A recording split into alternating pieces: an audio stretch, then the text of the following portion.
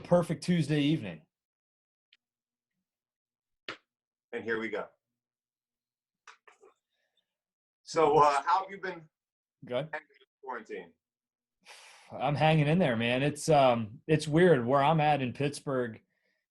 There's I would say a really healthy mix of belief systems. So you kind of get both ends of the spectrum here, which is really interesting.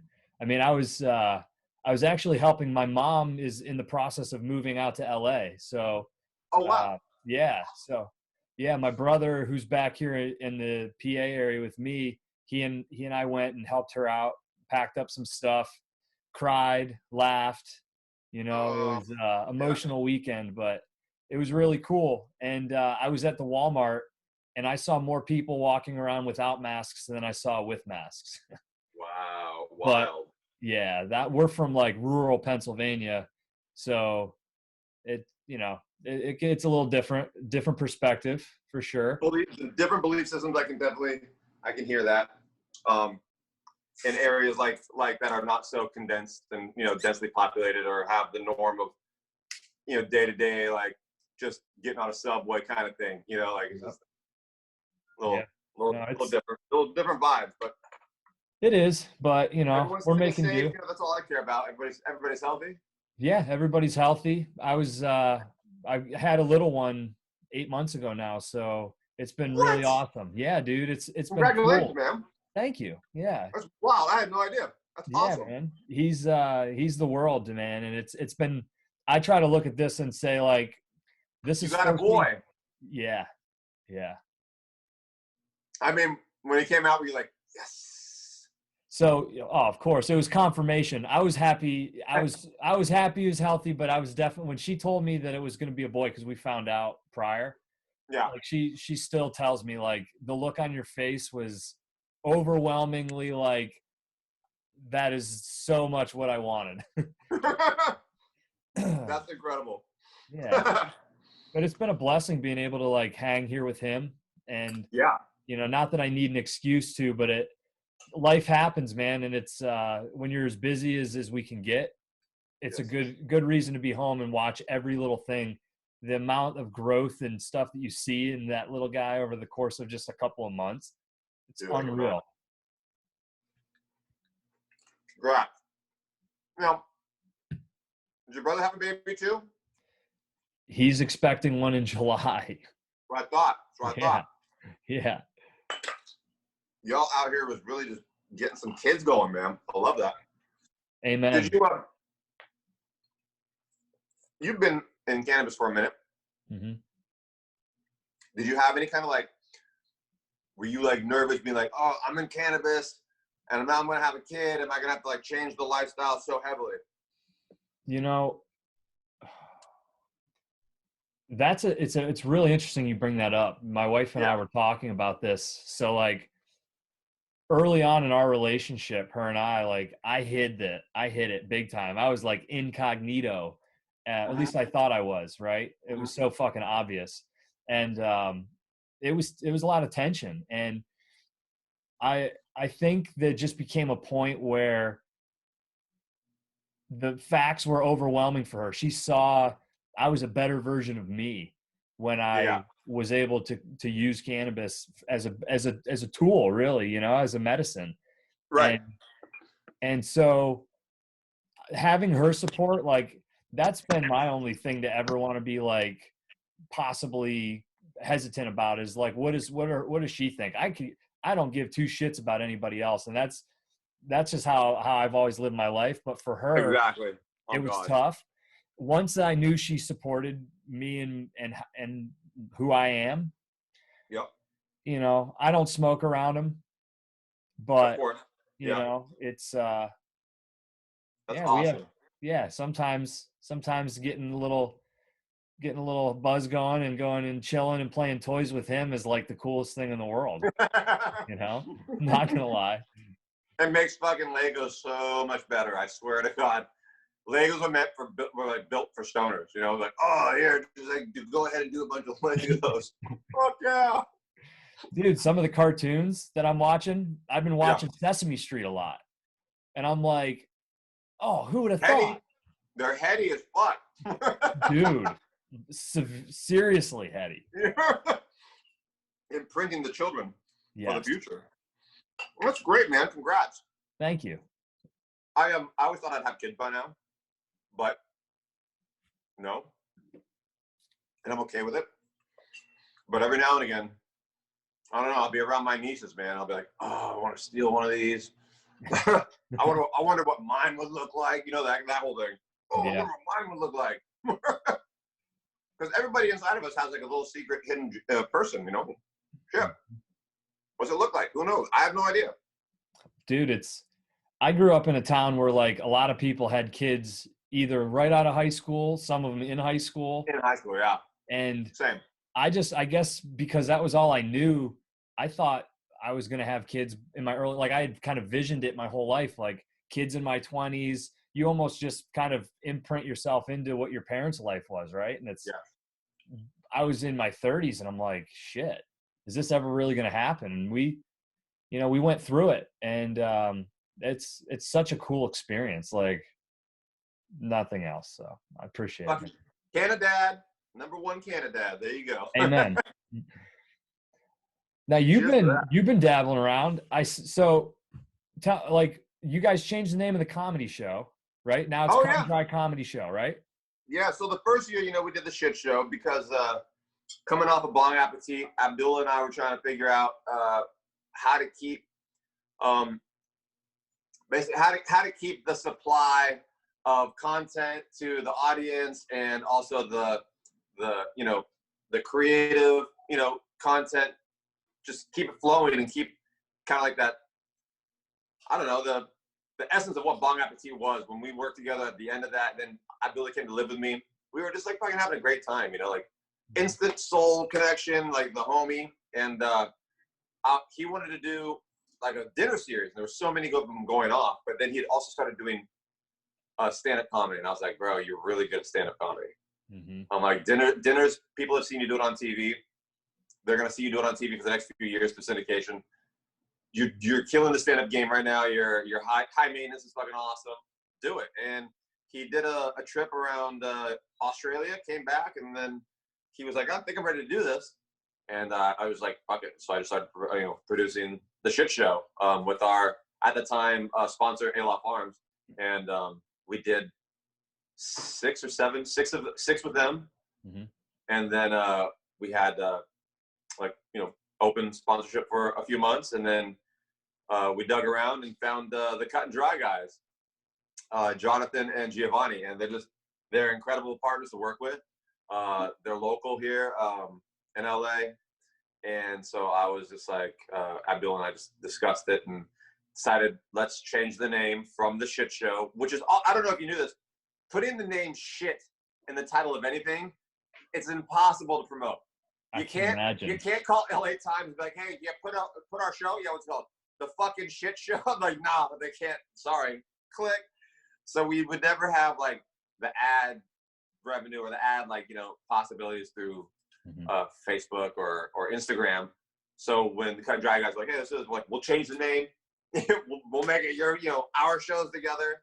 Yep. You guys just go ahead and supply the aesthetic, and we'll supply the talent, and like that. So it's the same format for the most part. Same format for the most part. We had started to bring in a video crew to start taping the shows, with multicam and recording. And I'm telling you, the first one that we shot out the gate, February, it's fucking awesome. I was shocked. I was proud of it. I'll have to send you a copy of the 90 minutes that we did of it. And everyone did a great job. The truck that recorded it and broadcast it, recorded for us, it was great. And so we were really like gearing up to start doing that, And El Cid is a great house to do it at. It's one of the best venues I've worked with, and I've done a lot of music DJing, events before, and I've worked with El Cid before, and so I was like going back to El Cid. I loved it. It works the patio, and the staff is great. I miss like that being like the thing, like looking forward to that once a month. Mm-hmm. And I love this kind of this ability to do this, but I'm not like there yet where I want to take cut and dry on a Zoom or an online format just yet, you know? Yeah, no, that'd be tough. Comedy's so intimate, and Yeah. you know, I've heard people say, and I'd have to agree, right? Like you watch a special on Netflix, and Right. it can be funny, but it's not like being in a small room where somebody's just going off. You know what I mean? Yeah. It's just, you know, reading the room and kind of reading what they're laughing at or what their vibe is, you know. Yeah. A good big Netflix special has been done in small rooms for months before it even gets to a Netflix special. Mm-hmm.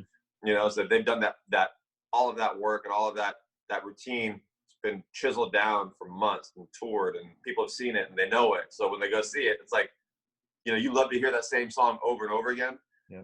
Like with comedy, it's like, fuck, you can hear that joke if it's a good joke over and over. And if you're watching somebody who's an incredible performer, comedian, they're gonna do like little changes up on it. They're gonna switch it up. You know, like you might get a little Easter egg, a throwback from another time you heard it told someplace else. That's one of the real special things about comedy for me. Yeah, man. Like listening to how they fucking switch it up like that. I'm such a comedy fan. That's my guilty pleasure is, well, I'll always stay at the Andes and then just go over to the Comedy Store. Yeah. Every time I come into town, it's like my routine. I can't awesome. get enough of it, you know? Yeah. And you get that such a great mix of guys that you see on Netflix who are there, to your point, working their stuff out. But then you'll also catch an open micer come up who's been chomping at the bit, and he'll just destroy. And just killed, yeah. Yes, yeah.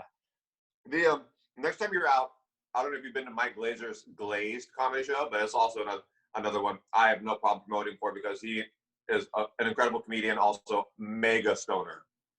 Really? Yeah, he does it's called Glazed. They give out donuts and there's just comedians and there's like performers, people juggling fire and shit. I'm like, bro, you're really doing it extra right now. That's fucking awesome. The world needs more of that. Yeah, when you come out, we should definitely go check that out. I'm in. And what else? They just opened up the beaches out here. They just opened up the trails, and so we've been like, should we go? Should we not go? Should we go? I'm like, I'm ready to go fucking surf. I'm ready to go in the water. Mm-hmm. Ready to get back to life because it's about to be super hot. Yeah, man, it's tough. Like we know some people who, like through family, had family members who have passed away.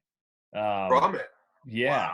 Yeah. So like not directly related to me, but people who are somewhat connected now, they had, you know, some pre-existing things that were wrong. And so, you know, I can't say, you know what I mean? I look at this thing and it's like, I don't know, man. A lot of this shit just doesn't make any fucking sense to me at all. Like but then I see people getting sick and it's like, fuck. It's real. Yeah. It's real. scary because it seems like some people really aren't that affected and other people just get the bad luck of the draw, you know? Man, it's one of the most unsure times in, I would say, American history or, you know, human history, where the entire world is just like, we don't know what the fuck to do. We don't know what's happening. I know. And that, usually you'd see like more, I don't know, you'd think you'd see more chaos. You'd think you'd see more nihilism, you know? There are people that are negative, but people haven't like given up all hope yet. No, that's for as much negativity as you can see, there's been twice as much positivity and people helping their neighbor. You know, I think it's I've been trying to help every single neighbor I can, you know. Mm-hmm. All the hot ones first, and then like, and then everybody else, and then like, you know. But dude, start with the lookers and then work your way down. What do their wives say? Yeah. Oh, they're just big friends. So what are you drinking? Such a great. The wine is it's a Marqués de Riscal. It's a Spanish Rioja Reserva 2013. I think maybe I pop it open for you, Nice. Okay. throw it at you a little bit, letting it breathe. I should have popped it earlier because you want to fully, get that body. Nice. Got a great floral nose to it. Let me see how it tastes. Oh, it's fucking sour grape juice. Oh. Not bad. It's not bad. Nothing better than a good glass of wine with cheese, I might add. Yeah. I'm somewhat jealous. Where's the bong? Amazing. Where's the bong at? Here's the piece de resistance. The bong lobe. Right now, I've been smoking on some fucking sativa heavy dominant hybrid. Okay. Called Orange Aid. Ooh. The Orange Aid. I would never usually smoke sativa, but I've been hitting indica so hard over this quarantine every day for like hours upon the day. I'm just like, fuck, I'm burnt out on it. I'm sleeping a lot. I just want to be a little active, a little paranoid. I mean, that's sativa. Amen. Yeah. I got my medical card in PA, so it's been beneficial because it's certainly not as easy. I shouldn't say that. It's definitely not difficult, but it's a lot easier, and it gives you the opportunity to actually know what you're getting your hands on here. So that's been nice. Really? So with medical, you can still touch and look at the product. They're somewhat restricted, but yeah. I would say, especially here on the East Coast, the black market of cannabis here, you're not really sure what you're getting. And God knows, I was listening to a podcast where they were talking about some of the grows in California and how a lot of that stuff gets sent back to the East, illegal stuff on like national forest property, right? Whether that be cartel or something else, and they're just pumping it full of pesticides and anything they can do to yield a really big drop. Oh, that's badass, man. Cheers. Yeah, that's really fucked up because you want to take something that's really beneficial and pure and healthy and then fuck it up. Like, why? Just do it the right way. The greed is the biggest factor that makes everything that feels good. Greed is what makes it illegal for everybody else. Yeah. Because one person just can't fucking handle it. Just like, I just have it a little bit. I can't have it a little bit. I got to have it all. Yeah. No, I mean, so I take it, I assume, I guess in the conversation I've had, you're pretty just like, let people be people, do your thing kind of. Yeah. I think, I've always been less restrictive government, less, invasiveness. But I mean, people have to be also accountable. People have to be held accountable. You can't have too many grasshoppers, playing fiddles while the ants are all working. You know what I'm saying? Like that whole kind of thing. Yeah. I just think that, because for me, human beings, if they're really in tune with themselves, they'll know when the good shit is happening, when the bad shit's happening. They'll know what, they'll just be able to be in a room. When you walk in a room, the gut never lies. They call it a gut instinct because your gut will fucking literally tell you, get the fuck out of here. Yeah. Or hey, you're all good. But a lot of blockages in the mind, insecurities will make you double second guess yourself, or maybe not believe your gut, or even not even have the ability to listen to it. So yeah, I think just let them go, do their thing. They'll figure it out. You touch a hot stove once, you'll not touch it again. Yeah. I don't know. That's how I was raised.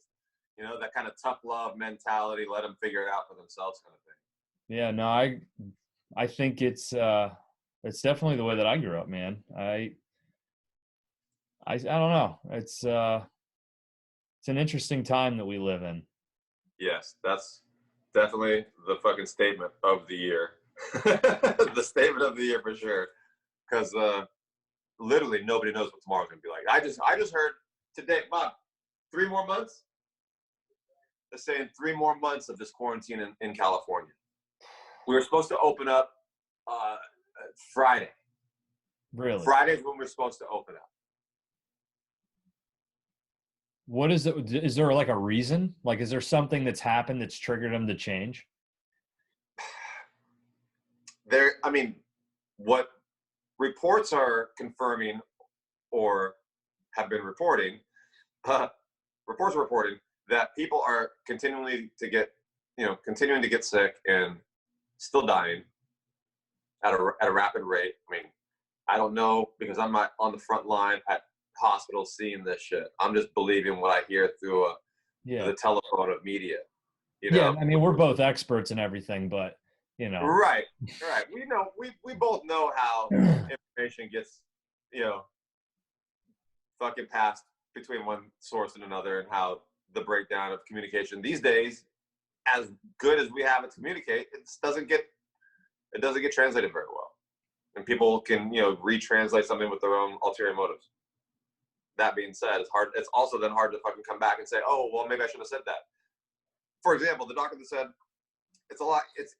you shouldn't have any beaches open because the sea spray could splash and spray water containing viruses more than 10 feet, so that you would have a higher susceptibility of becoming sick, which is absolutely not true. The doctor went back and says, well, it's just a theory. It's really not, we haven't tested it. It's not true. But the gut reaction was close all the beaches. Yep. So the gut reaction to a wrong response doesn't make me not question every other fucking response and reaction. You know what I'm saying? Because now I'm going to be like, but the one guy said, oh yeah, but you can't remember that. You forget about that. It's like, well, I can't because I want to do something that you said I can't do, but it should be okay. Yeah. I have a theory, and I definitely think that I don't think this is a big, I think it's real, right? People are dying. You can see the numbers of people are dying from this, right?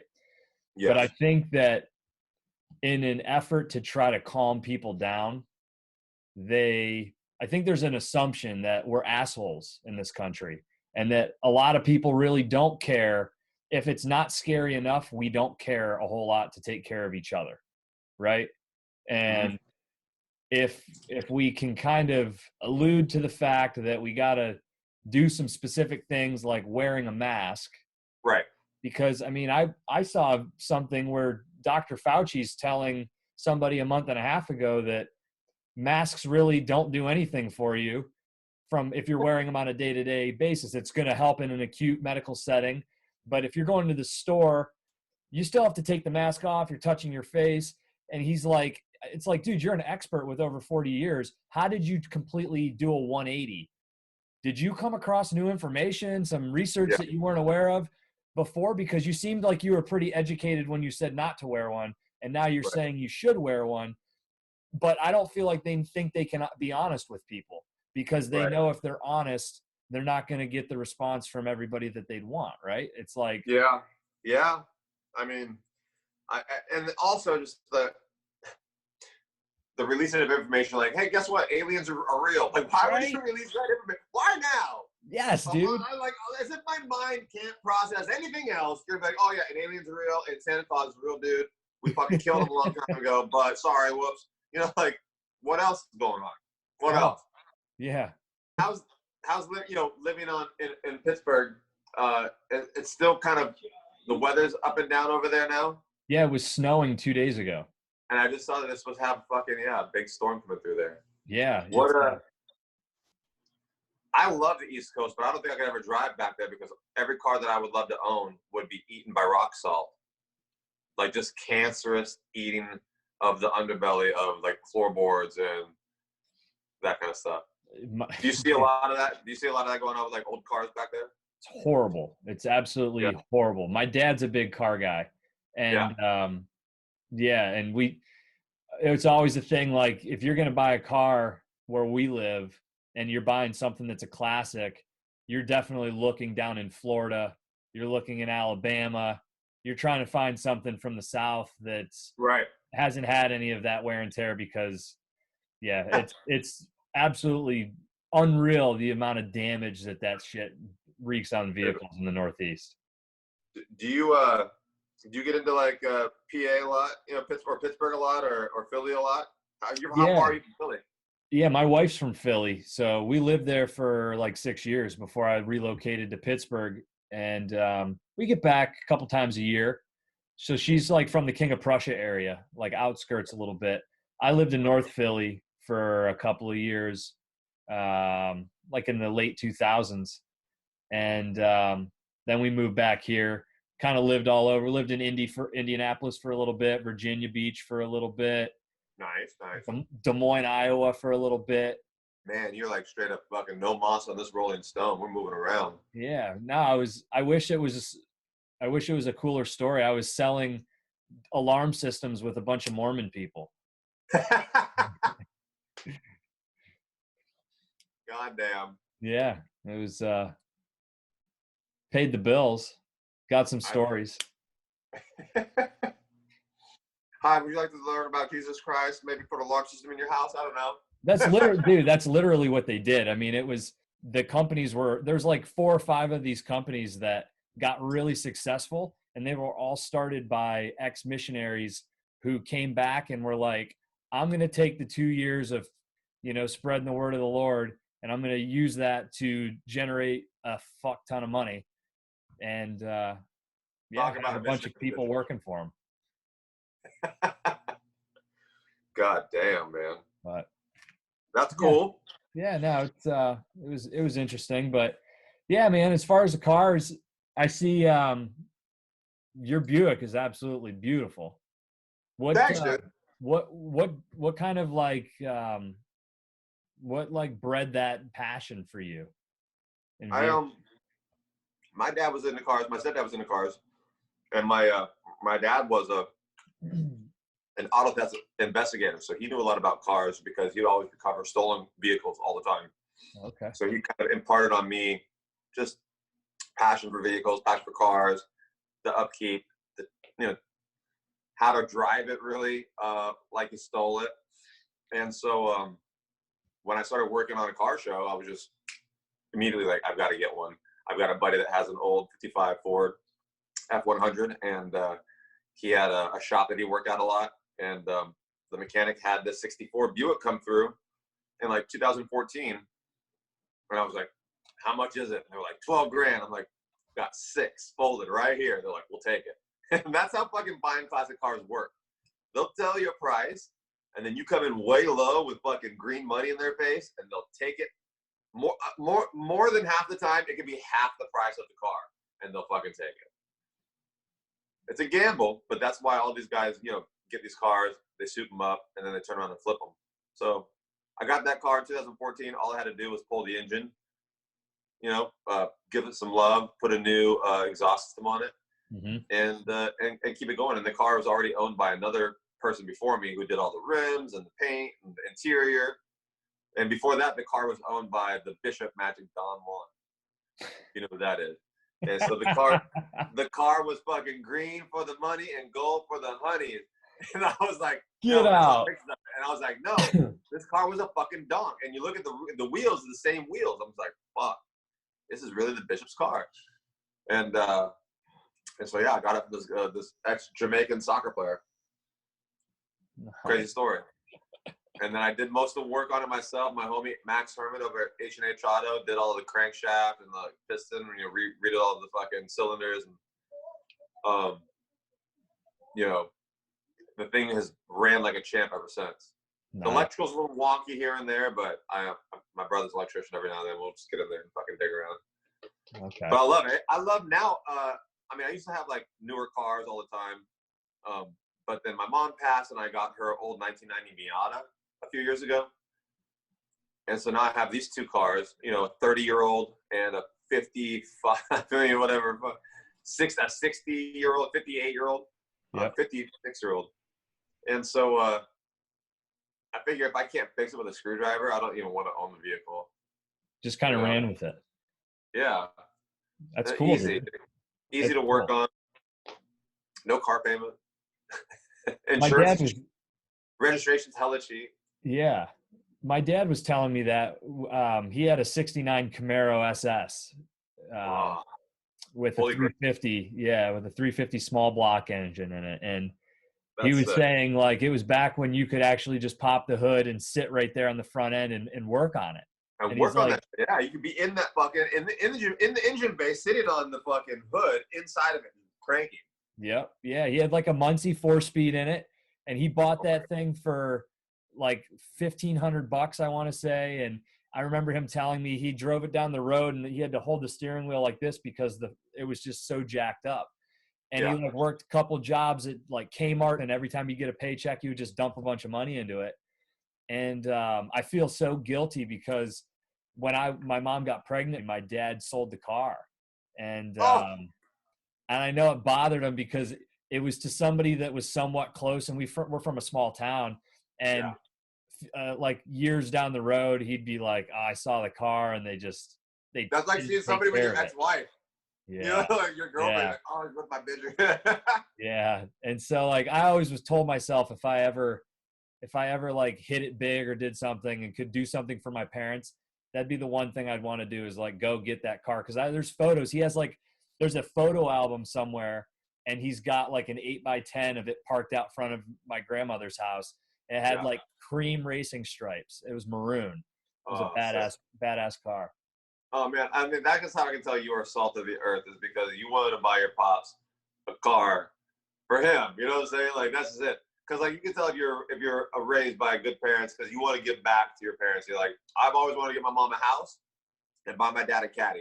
You know what I'm saying? Like he's a caddy man, always had his own caddies. You know, working for the state, but he'd always like save up his money, and that would be his thing. He'd be like, I work a lot so I could pay for my fucking Cadillac. I'm like, Yeah. damn, I want you to have a Cadillac so I don't work all the time. But you know, R.I.P. Pops, no more caddy. Stepmom sold a caddy, but but yeah. So I mean, he had his own caddies all the time. But I was always just like, that's really dope, man. You wanted to buy your dad you know, a car. Yeah. I don't know. If I he guess. knew I was driving a Buick, he'd fucking shit. He would be literally right now in his brain. He's fucking the dust is fucking twirling inside the urn right now. I can feel it. It's just like he's like, no, oh Buick, oh middle management, you know, like just flipping out on the fact that I'm driving a Buick. But That's I funny. love it. That's funny. Have you been doing any kind of like outdoorsy type stuff over there? Are you a gym guy? How do you keep the physique of the curiosity? I'm curious.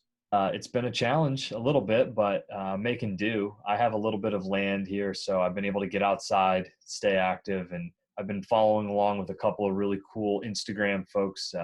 Primal Swolger, he's a guy that does all kettlebells and stuff. So it's been a really good way to actually change things up and try some new things. Like you like the ultimate fighting and the MMA stuff, right? I do, yeah. I used to fight amateur. Wild. I know, man, right? It didn't end well. I They never dislocated my do. Fights right. never end well for me. No, I know. I left. I had a fight in Columbus, Ohio, and I left with a dislocated jaw, and it was not a fun evening. But it was one of those things that it added such perspective to my life, and I draw from not just that experience, but all the time leading up to that experience, the highs, and because even then, right, like you have some success and you're at the top of the world, and then how quickly it can come crashing down. And then as you have time to reflect on that, Yeah. and you start to look back and you're like, okay, so why was I so high on myself? Because looking back on it now, there's no reason that I should have had that level of confidence. This quarantine is actually pretty good for me physically. I haven't been eating out a lot. I've been cooking a lot of my own meals, which have been great. Mm-hmm. Not overeating. A lot. You'd think that so you just sit here and snack and overeat. I have not been. Planting a lot of my like repotting plants and shit. I planted a couple of cannabis seeds that I found. Okay. They started to grow into little saplings, and I gave them away. Because Paying that's it what you do forward. with that. Because that's what you do with that shit, That's right? awesome. That's awesome. And then you come back and get your 10% later. But you know, but whatever. Right now is the best time to start it, though. Get on the regimen now. So by the time you're my age, it's like you don't have to really think about it. You're already doing it, and then you might not even have to do it as much as hard. Mm-hmm.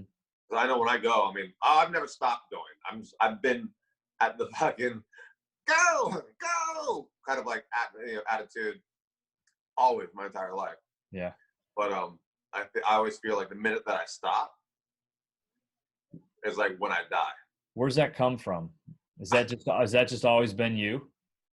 I think seeing like you know, both my father and stepfather, they retired and then just like immediately like kind of like withered and then it's like boom, that was it. Bye. Yeah. You know what I'm saying? Like, and I'm of that cloth, so I'm like, well, that's me. So that's gonna happen to me if I stop. So I think it comes from that, and then also just like always moved around, always been active, always had something to do, activity wise, friends, Yeah. sport, whatever. Did you grow up in California? Yeah, I grew up in LA, third generation. No shit. Yeah, mom is from here, dad's from here, grandparents. One set of grandparents is from here. The other set moved out here, you know, separately. Grandfather was from Sweden, Stockholm, Sweden. Okay. So like he's like fobby, like couldn't even barely even speak English. So that was pretty wild. And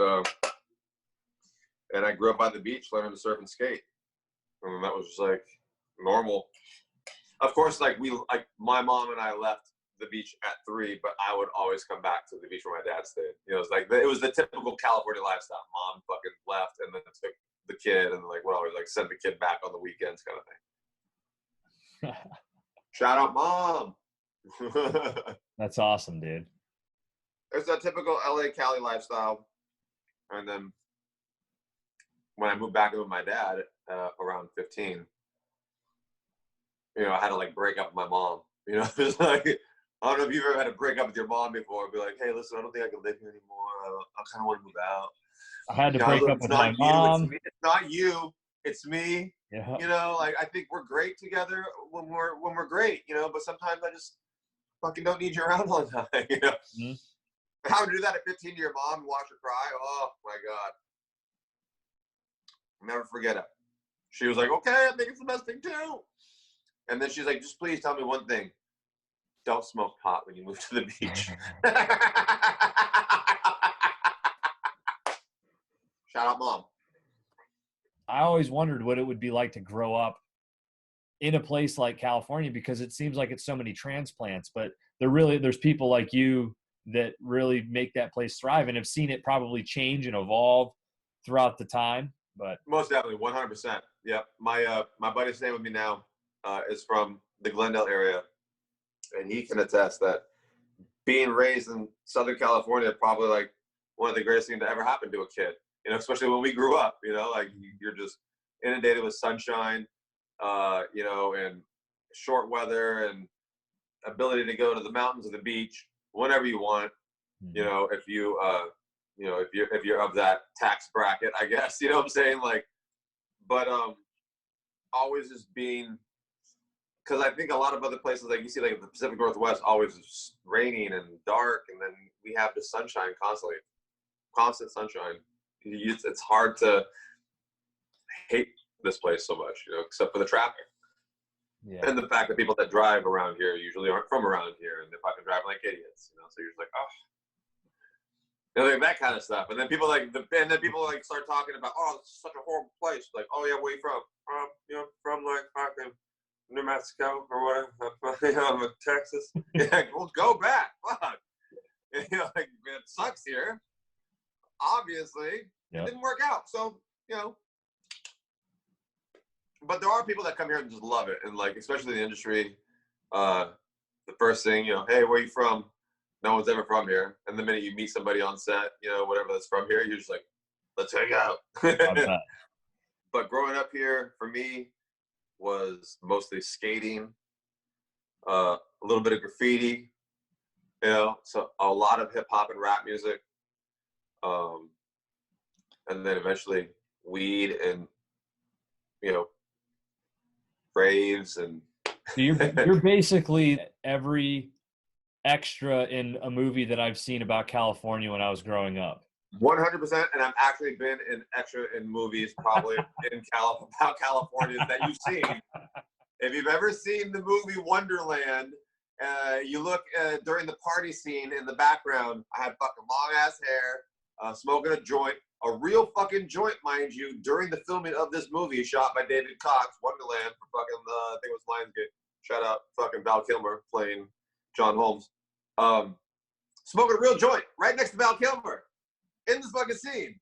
People are like, it smells like real weed in here. Val's like, it is real weed in here. And whoever's smoking it is genius. And I was just like, oh, fuck, man. That's awesome. You know, he's like, fuck. I was like, Jesus Christ, Val Kilmer thinks I'm a genius. I can't tell him it's me because I'll get immediately fired. You know, like immediately you'd be fired. You'd be like, fired. What are you listening to right now in your Spotify, in your Apple Music? What's the go-to? You go and turn on a fucking music player. You're like, I'm gonna listen to this song, or is it different every day by day? My roots are in classic rock for sure. Nice. I see the guitars behind you. Can you play those fucking the bad axes right there, little bad boys? I can play a little bit. Slap a little fucking chords on the little bad boys right there. Yeah, I can play a little bit. Dude, for sure. That's sick. Next time you're out here, I gotta get you in touch with my buddy Jesse. He loves to fucking shred. Maybe a little noodling, if you would. Definitely, man. I appreciate anything that's good music. I'm one of those people, not even just saying that cliche. I appreciate any good music, but lately I've been listening to a ton of Stevie Ray Vaughan, a lot of Hendrix. Kind of been on that psychedelic rock kick lately. Right. But any Beach Boys in there at all? Any Brian? I just talked about the Beach Boys on the last podcast because we were talking about that book Chaos that Tom, I think his name's Tom O'Brien, wrote about the CIA and Charles Manson. And there's parts of it where they talk about Brian Wilson and his involvement, or at least like ties to Charles Manson and everything that was going on. And I was like, after I saw that, I was like, man, I got to go back and listen to the Beach Boys again. And it sounded different. All because I was like, the whole time I'm just picturing Charles Manson. I'm like, these tunes have a different context. It's like when you realize who the Beatles really were, and then you go back and you listen to all the Beatles music again, and you're like, oh shit, yeah, I get it. Okay. Incredible, dude. Yeah. I love it. Yeah, but I mean, you name it, man. We were listening to the old Tony Hawk's soundtrack the other day. Pro skater. Today's his birthday. You know that. Shout out Tony Hawk. What up? Nice. Out there in the world. Perfect timing. Today's Tony's birthday. I think he turned 50. No. Did I really just? How old is he? 49. Is he older than that? He's at least 50 already. I'm being informed by my counsel that he's already over 50, but still, that guy's still busting 900s. Yeah, he's 52. You're right. 52 today? That's yeah. Oh my God. Yeah, you're right. I was wrong. He was right. Yeah. Do you skate? Can you skate? So don't judge me, right? Back when I can't skate. So I never got into skateboarding. I got into inline, and back where I come from. Well, that's all we had today, folks. Thanks a lot for joining us. We'll talk to you soon. Yeah, I used to get ripped hardcore, man. Kids would be like, "Oh, here my comes God, the your fruit parents booter." would rip you hardcore for that? What's the hardest thing about rollerblading?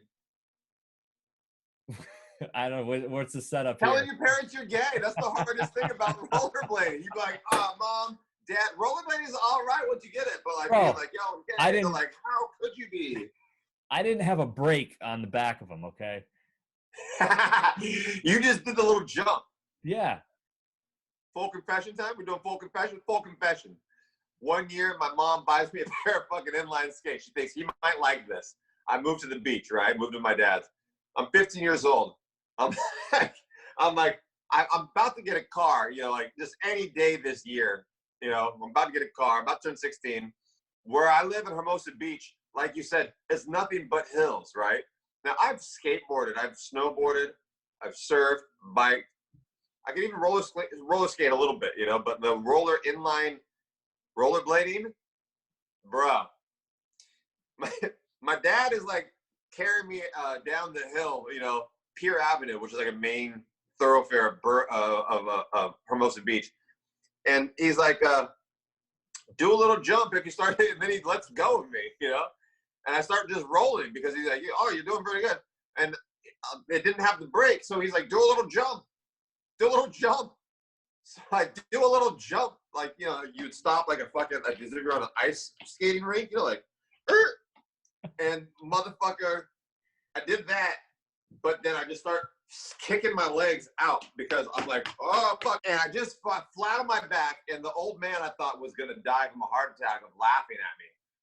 I'm like winded. I can't breathe. These fucking moon boots are heavy as fuck. Are on top of me. I look like a goddamn cockroach because I'm breathing through my ears. I can't breathe through my mouth and nose because the wind is completely knocked out of me. But that was my only time that I tried inline skating. And I think after that I was like, I'm gonna stick to pot. Since you're here, I just happen to have a little bit of my gear in case you're wondering. This is a very small, truncated version of what I use in the field, but this is like a small interview rig that I can use to just kind of house. I don't know if you can see it at all. We're blocking all the light. There you go. But this is something that I'd wear around my neck, like in something like the jungle of the Amazon. And just a couple of mics and a boom. And now I can mix up to 3 channels of audio. I mean, up to 6 on this, but, you know. So, I mean, as somebody that's out in the field, I mean, yeah. I can't imagine that all engineers and production guys like yourself take that leap. I would imagine a lot of them feel just comfortable staying in a studio setting where things are a lot more controlled. I mean, yeah, well, a lot of those guys just want to take what we've done in the field, you know, and then make it better, basically bitch about it, and then be like, oh, here, and put a filter on it and say they did a bunch of work. Which they did. They actually did do a bunch of work. But they're the ones that get all the fucking Emmys. They're the ones that get all the Oscars. You know, the people out there in the field recording it, the mixers in the field recording it, they'll get a nod from those people. You're like, oh, hey, thanks a lot for getting us the audio, but we mixed it and we put it down onto you know, track with video. So I mean, I've worked on things that have been submitted for Vice that were audio pieces that ended up winning best sound mixing from the editors that mixed the sound and edited the sound. But somebody had to be there recording that shit in the field, right. You know, and doing it right and doing it proper the first time and doing it in a pressured setting where you're dealing with a billionaire Elon Musk and, you know, a millionaire on his way to becoming a billionaire, Shane Smith, both their times very valuable. You're in like, you know, a small room and you've got to put mics on these people. You have literally less than 5 minutes to do it. It has to be fucking great. So what project was this? Something for Vice on HBO a few years ago. Okay. And that piece ended up going through and winning an Emmy for best sound mixing. So how much travel outside of the country have you done for your career? Has it been a lot? Oh, a shit ton. Yeah. Before Vice, I was with a company called G4. There's a small network about video games owned by Universal Comcast. And for them, we would go to Tokyo twice a year, Amsterdam, Mexico City, Canada, Florida, Hawaii, Corpus Christi, Florida. We go to, I think they went to like Jamaica. I mean, everywhere. You know, like that job was like a 20-year-old, 30-year-old's dream. You know, every week they're flying me somewhere different, you know, somewhere new or some different show. Mm-hmm. And then for Vice, some of the most incredible trips have been to like Durban, South Africa, and Haiti. You know, to work on music docs and you know, working on food documentaries with Eddie Huang, going to Sicily, you know, and Istanbul and Cappadocia and, you know, Juarez, you know, during the height of like, you know, cartel fucking wars, you know, like that kind of shit. You know, like invigorating stuff, being caught up in like riots and shit, you know, in like another country, being arrested in Sicily, you know, like that kind of stuff. But like just in the past couple of years, I've been going to Brazil a lot for a private doc that hopefully will hit the air soon and be edited down to either a series or, you know, an entire full-length doc. But it's about ayahuasca and the preservation of indigenous culture in Brazil and South America, and particularly the Ashaninka tribes and the Puyamawa tribes of Acre, the state of Acre, Brazil. And it's just like, I never in a million years would think that I'd be doing that, you know? And then here I am fucking sipping fucking ayahuasca from a shaman, you know, out of a fucking dirty bowl that, you know, 90 other people have just sipped out of. And if you know anything about me, I'm a fucking huge germaphobe. Like, you know what I'm saying? Like, oh shit. I was like, oh, what? No, do they have another bowl for me? Can I have my own bowl? Yeah, no, if you want to hit it, you got to hit it. Like, oh, fuck. All right, here we go. I'm like, but they got to hit it after me. That's their fault. You know, I don't know. So, yeah, work's been incredibly diverse with the travel. I've spent summer in Dubai. My first fucking day there, some guy took me for a fucking drive just randomly in a brand new Ferrari at 454 that I was just like taking a picture of. And he was like, oh, I just bought it. Some Jordanian guy. I just bought it. I'm shipping it back to Jordan right now. You want to fucking go for a spin? No! Like, that doesn't happen to anybody ever in a million years. You're like, what? That's incredible. Awesome. Yeah. No, man, it sounds really fulfilling, very rewarding. I'm sure you've pulled a lot of perspective from your world travels and all the different experiences that you've been able to have. I mean, is there anything, especially in the climate of the world today, I mean, like looking back on all those experiences, is there anything you draw from that to, like, you know what I mean, in a moment like this? No. 100%. Growing up, my mom was a travel agent, and also she was a flight attendant for Continental Airlines, which is, you know, a debunked airline from the 70s and 80s, which is now United. Yep. But she was an in-flight supervisor where she would travel all over the world, you know, when she was pregnant with me, and then, you know, I was always traveling with her. Traveling's always been easy for me, and she's always taught me that no matter what's put in front of you, you finish it, you eat it, you're thankful, you thank them, you're grateful. You know, you're gracious to people that come into your home. You give them whatever you have. If you see somebody that doesn't have something that you have more than enough of, you give it to them. You know what I'm saying? Like, it's a very simple way of living. It's very easy to do. Yeah. And mom would teach me all this shit, and I would always be like, okay, cool, I guess. But then when you start to really travel, you really start to see how people affect your being, or your being affects their fucking, how they're going through life and their reality. It's a different story. And then you can start to see perspective, you know what I'm saying? You get to see the through line of humanity, you know, which a lot of people don't see a lot. Yeah. You know, you get to be there, and there, you know, I don't know, as a kid, I might have been a little picky about some kind of foods, but I mean, I'll eat the fucking ass of a dead skunk if it was given to me by somebody out of graciousness and they told me it was delicious. Sure.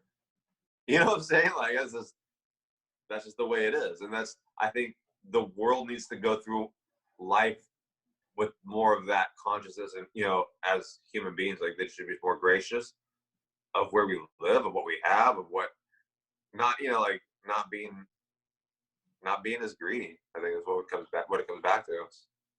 What do you think the root cause of that shift in society is? Because I mean, I know what you're talking about, and it seems, I mean, I'm not as old as you are, but I grew up in the 90s. It's here's the thing, and it's what I like. I was married once, and I kind of think like the reason why, you know, the pressures behind that were keeping up with the Joneses. You know, like, maybe I didn't want to get married. You know what I'm saying? Like, maybe I felt like I had to get married just so that I had to. You know what I'm saying? Like, maybe at 30, I wasn't emotionally, mentally prepared to take that burden challenge on. And, you know, here I am doing it because I thought I had to. Right? Because the machine of society had said, if you want to have these things, that is one of the norms that you must click on the box. Well, and that was prior to social media too. that was 2006. So way like the only thing that was going Like on back then early. was Friendster. You know what I'm MySpace. saying? Like, yeah, MySpace shit. You Yeah. know, like, and so like this like call-in radio, like talk radio you can still call into. I remember calling in talk radio a couple times, like, should I do this, Tom? And Tom be like, oh hell no, take him out of the phone hit. You know, like, oh damn, boom, thank you, Jesus. Deep fucking cut right there for anybody listening. So that is just something that I'm always just like kind of just taken back with, is that people try to keep up with the Joneses at any cost, at any credit, at any debt to themselves, to those around them. For what, you know, like, for what kind of acceptance, you know, like social acceptance that we look for as human beings, that we like, oh, we must be socially accepted as a group, you know, and like, no, it's a trap for sure. and it's a trap, and it's set up because there's people out there who would rather categorize and fucking compartmentalize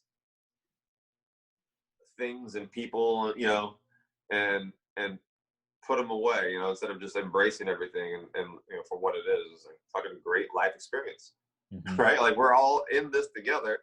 There's no race to the finish, because guess what? No one's getting out of here alive. There is no finish. The finish is not what you think. The finish is, you know what I'm saying? Like, this is not the end all be all. Yeah. Like, what you have here is like reflective of what's going to have major consequences further on down the line, whether it's, you know, whether you're spiritual, religious, or whatnot. You know what I'm saying? Like, your soul makes an echo in the universe no matter what you think. So I want to go back. You had mentioned a documentary that you're working on in Brazil around ayahuasca, and that's something that I've been really interested in. I haven't had an opportunity to try that, but I've heard a lot of really interesting stories, and I would be really curious to understand from a cinematographic standpoint the experience. I'm assuming you had an opportunity to try it.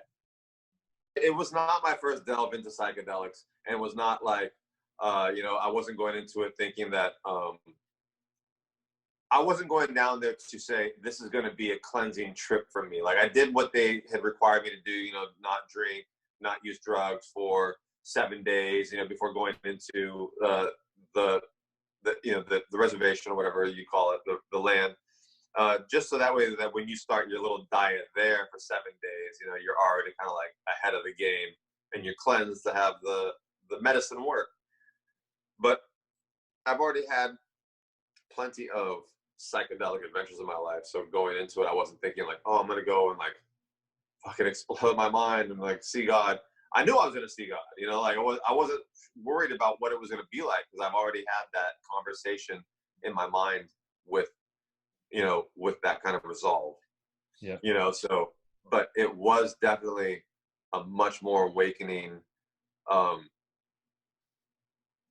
physiologically awakening medicine than any other psychedelic I've ever tried before. Because literally the medicine, they call it medicine because it does things. There's polypeptides in the medicine that they give you that reestablish neural connections in your brain that you were once maybe damaged from massive cocaine use, alcohol abuse, post-traumatic stress, you know, whatever disorder, all of those things, past traumas, you know, physical, emotional, whatever, that cause blockages between your neural connections, that these medicines can open up. And it's amazing because the FDA is like looking into, like, one of the medicines is a tree frog, poison tree frog, that you get put on some burns on your arm that make you immediately start heaving and like purging. All of the medicines are purgants that all make you cry, vomit, snot, spit. They're all to like cleanse like things in your body. And eventually, from doing enough of them, you'll have squeezed out all of the soft tissue from its toxins. And they've used these drugs to like cleanse entire villages of like diseases and curses, you know what I'm saying? Like, and I've heard all the stories and the lore, and when I tried the medicine for the first time, I passed out on a bench, after having filmed, most of the day and eaten very lightly. But then I take the strong hallucinogen, and I immediately just fucking kind of collapse into like a gut wrench, passing out. Instead of purging, which most people purge, I don't purge a whole lot. So I kept it in, and I passed out into like a dream, like a fever dream of serpents and like wasps and like some sort of weird, just pretty heavy visual mental imagery that was kind of already there from what people will tell you. When you do these things, you'll see either a serpent or a woman or a spirit guide of some sort, like an animal, whatever, that will kind of guide you. Those three things, either the devil, the mother, or yourself, right? You'll see three entities of yourself, basically. And I saw all those in the very first experience. I saw all three of them enveloped in one 45-minute fever dream that I passed out, and I woke up 45 minutes later, which felt like I just closed my eyes for a second. Yeah. And had this incredible dream. And then the next few times as that trip progressed, you're either shitting yourself or you're vomiting. Which I did not vomit, but I did shit myself a lot. Like I ended up losing like 15 pounds and ended up like going back and had to put me on medication because it said I had a parasite from drinking the Garape water, which is the water from the well of the fucking Amazon River. I was like, fucking thanks, dude. Oh my God. But I definitely, the second time I was down there, I was seeing like huge butterflies and moths, because what was happening in my personal and my emotional life going into those moments were transformative. I was met with like binary decisions, left or right, yes or no, and it makes those decision making processes so much easier. You're not hung up on like insecurities, on past like developments. You're just really out there just getting it. Yeah. And getting it from the source, I think, is very important. Like there's a gentleman by the name of Banky Pioki. And Banky Pioki basically speaks to the UN on psychedelics and ayahuasca shamanism, and serves medicine to dignitaries and like consulate members, politicians, like from the gambit of like people I've been to like an incredible like estate in Hollywood Hills where you just know that everyone that's there has paid a hefty price to be there, to have this shaman bring medicine from the fucking Amazon that they've made and serve it to you by literally like a glass, like a shot glass full like this, you just boom, hit it, and there it is, it's like, wow. Okay. Yeah. So I know on Instagram you're at Joesh Savage. That's right. It's kind of a tough one. People always like, what does your fucking name mean? I'm like, it means I'm a complete douchebag. Joesh. They're like, what is Joesh? I'm like, it sounds like Joe, but shh, don't tell anybody it's fake. Well, the first time I met you, I called you Josh. Yeah, I get that a lot because that is my government name. Don't call me by my government name. No, you call me whatever, but most people know me as Joesh because it was a DJ thing. It was like a end of high school kind of like nickname kind of thing, and then it was like like a piece of mail that came in the mail. I think when I was hot, I used to go to this acting school, and I used to do these accents to people when they would call up my phone, and I think I did an accent saying my name was Joshua, and somebody sent me some piece of mail that said Joe, Joe, Shua. And then like lay right, like I think I was getting some French shit on them, and the name stuck. I was like, watch, I'm gonna get this name embroidered on my chest. Fucking A. And people were like, oh yeah, that's pretty dumb. And now here I am. Thanks, man. Now, so at Joesh Savage on Instagram, anywhere else? Yep. I usually have some merch at joeshsavage.com, but as of late, we're all sold out. And if you want me to print up any of those items that you see on the joesavage.com, it's going to cost you the price of the shirt. It's going to cost you the price of the print of the screen. So, bam. That's those two things there. You can find me on Mixcloud or SoundCloud under Joshua. Just any of those, mixcloud-.com/Joshua on either one of those. Joeshua. It's my full, not real name. Well, dude, I appreciate you hopping on.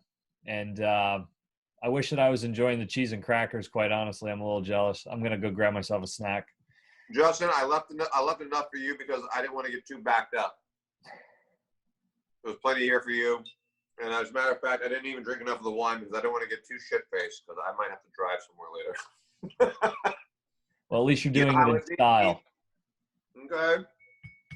Dude, I had a great time, Jay. 100%, man. No, I appreciate it a ton. It was good talking to you. Your brother Joe, I love him. You guys are great. This is a great podcast. I like what you've done.